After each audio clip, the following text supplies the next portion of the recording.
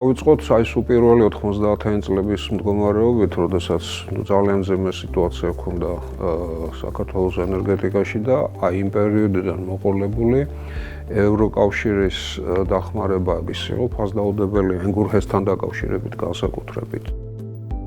შემდეგ ეტაპებზე უამრავი ფული მოგვცეს და მოგვცეს სესხით, უამრავი ფული მოგვცეს გრანტის სახით.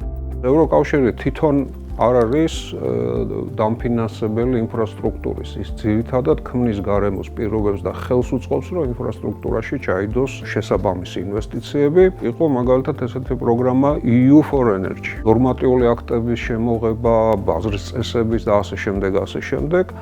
და მეორე მიმართულება იყო უფრო პოლიტიკაში დახმარება. როგორ დავგეგმოთ ენერგეტიკული უსაფრთხოება, როგორ გავაკეთოთ გრძელვადიანი დაგეგმვა. ერთი ძალიან მნიშვნელოვანი პროექტი იყო სწორედ ენერგოეფექტიანობა. 194 მილიონი ევრო 200 მილიონამდე თავის გრანტიანად იყო გამოყოფილი იმაზე, რომ ჩვენთან სკოლების რეაბილიტაცია გაკეთებულიყო, ენერგოეფექტიანი სკოლები გამხდარიყო, ანუ დათბუნება, სადაც იქნება გათბობის სისტემების, რომ ბავშვებისთვის კომფორტის პირობები შექმნილიყო და ამავე დროს ეს ყოფილიყო დემონსტრაცია იმისა, თუ ენერგოეფექტიანად როგორ შეიძლება რომ შენობებში ენერგია დავზუგოთ. ამ ბოლო ხანს ასევე იყო ესეთი წყალბადის სტრატეგიის შემუშავება. ბათუმში იგეგმებოდა წყალბადის მიღების დანადგარების დაყენება და ამ წყალბადით ავტობუსების შემოყვანა და სუფთა ავტობუსების მოძრაობა უნდა ყოფილიყო ქალაქ ბათუმში, რაც